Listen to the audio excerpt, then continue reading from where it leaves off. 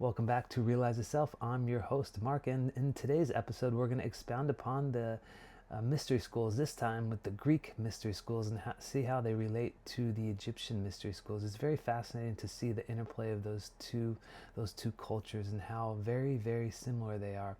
And we're still going with our proposed theory or hypothesis that Egypt was heavily influenced by the Vedic teachings on self-realization and rituals and the gods and all sorts of stuff. We'll do a separate episode on that, seeing those two parallels and how they influenced each other. And let's see. So let's go with the Greek mystery schools in today's show, in today's video, and see how they relate.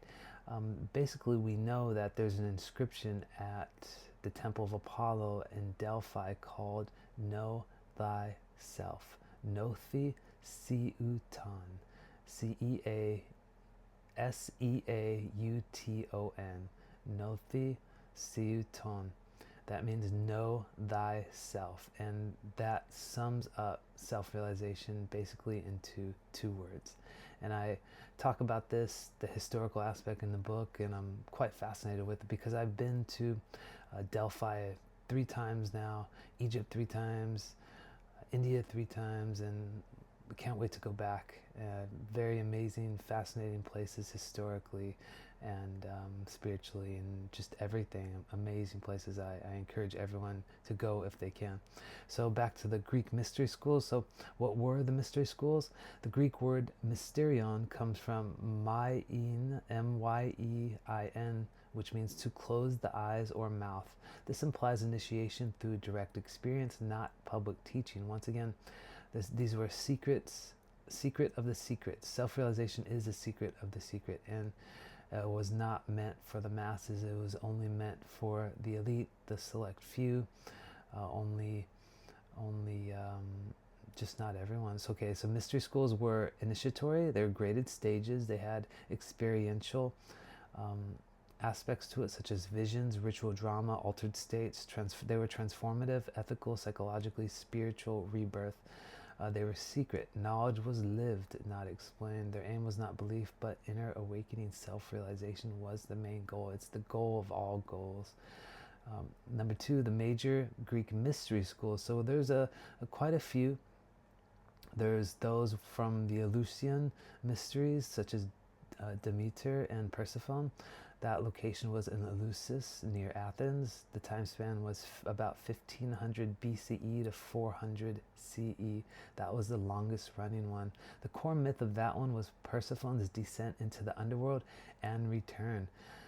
Almost sounds like a story of self-realization. We come to this world, basically is like the underworld, and then we realize the self and transcend it. The initiatory goal for that school was confrontation with death, revelation of the soul's immortality, loss of fear of death. Self-realization aspect, so the initiate experiences themselves as more than the body, a cyclic being tied to cosmic rhythms. And Plato, Cicero, Sophocles all testified that Eleusis taught how to die well. And you know, the self, we don't die. We were never born, and we will never die. It is only the body that does, and the true self is timeless, is deathless, is birthless. Now the next one would go to the Orphic mysteries of Orpheus. The nature of this was decentralized, ascetic, and philosophical. The key texts that we have for this are the Orphic hymns, the gold burial tablets. The core beliefs were the soul is divine but trapped in matter. Life is a cycle of purification, which they called metempsychosis. Liberation comes through knowledge and purity. Some of the practices that they taught were vegetarianism, ethical discipline, sacred chants, and cosmology. Self-realization aspect of this one was the recognition of the divine spark, the self, the Atman, Brahman, Gnosis. All this relates to the divine spark. The Gnostics, a Dionysian essence within, they called the divine spark, the Dionysian essence within. I am a child of earth and starry heaven. Quote. The Dionysian mysteries, another one, where the focus was ecstasy, madness, divine possession. Some of the rituals they used was dance, wine, music, and trance. Sounds like some of the trance music festivals, electronic musical festivals they have nowadays. The psychological function of this mystery school was dissolution of ego boundaries, repressed instincts reintegrated, controlled chaos to renewal. And the aspect they have relating to self-realization was they break the false self constructed by society to access primal, unconditioned being. This school complements Apollo, which is order, with Dionysus, chaos. And so the next one would be the Samothracian mysteries, or great gods. One of the unique features of this was open to slaves and foreigners. The focus was protection, fate, cosmic forces. Symbolism was sacred geometry, masculine, feminine polarity, cosmic harmony. Some of the self-realization aspects of this was alignment with the universal order or cosmos rather than personal salvation alone. Another school we go on to is back to our old friend Pythagoras and his Pythagorean school, the semi-mystery tradition. The nature was mathematical, spiritual, brotherhood. The teachings were numbers as the essence of reality. This comes back to our simulation theory and the Maya, the dreamlike existence that we currently exist in. Some of the other teachings were harmony of soul and cosmos, reincarnation. The practices were silence, music therapy, which is frequency and vibration, geometry as meditation. Self-realization aspect related to this is the soul awakens by tuning itself to cosmic ratios, becoming harmonious, ordered, and clear. We have a Platonic and Neoplatonic mystery school. Some of the key figures were Plato, Plotinus, and Iamblichus. Core idea was a soul descends from the one and must return through recollection. That's anamnesis.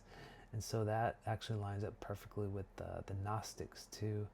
And the methods they use for this mystery school is dialectic, contemplation, theurgy, or ritual invocation.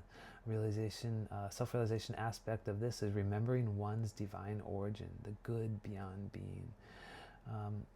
Some of the Egyptian origins and parallels of these mystery schools come from the mystery centers in Egypt, from Heliopolis, Memphis, Thebes, Abydos, and the Greek sages, which openly acknowledge the Egyptian initiation we talked about in the last video: Pythagoras, Plato, Herodotus, and the concepts shared with Greece in Egypt. For example, the Osiris resurrection in Egyptian mystery schools are the same as the Persephone and Dionysus in Greece. The weighing of the heart in the Egyptian mystery school is the same as ethical purification or similar.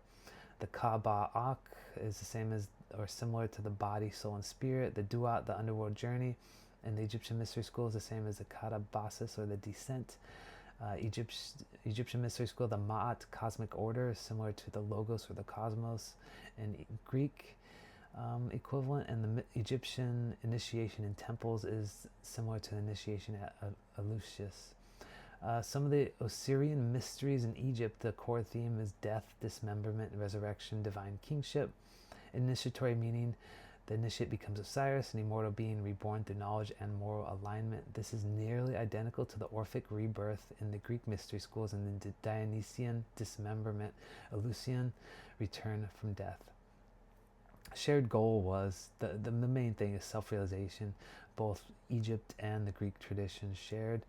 And so knowledge of the true self, not ego or personality, but the immortal essence, you, the true self, know thyself, know the divine source within.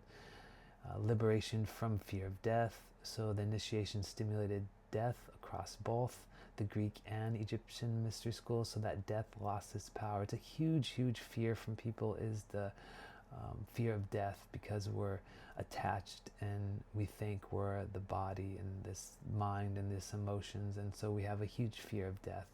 And so once you can transcend that, it's one of the greatest fears. What is it? Public speaking, fear of death. Those are a couple of the biggest fears. And so if you can transcend those, then you can really make great progress to self-realization.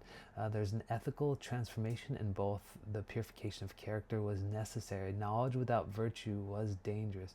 That's pretty important. Reintegration with the cosmos. The realized individual lives in harmony with nature, society, and the divine order.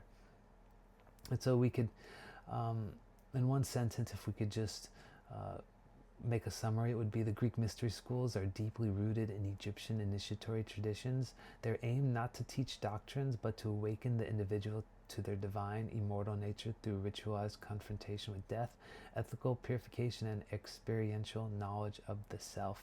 And so, I want to talk one more thing while we're still on the topic, and that is the topic of purification.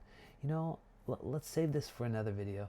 I'll make this one a little bit short, and we'll talk about ancient purification rituals in another one, and probably talk more about Greek mystery schools, some of the famous Greeks that we talked about before. We could expound upon, like Pythagoras, Plato, even Socrates, and a bunch of other things. Thank you for being here, and have a wonderful day.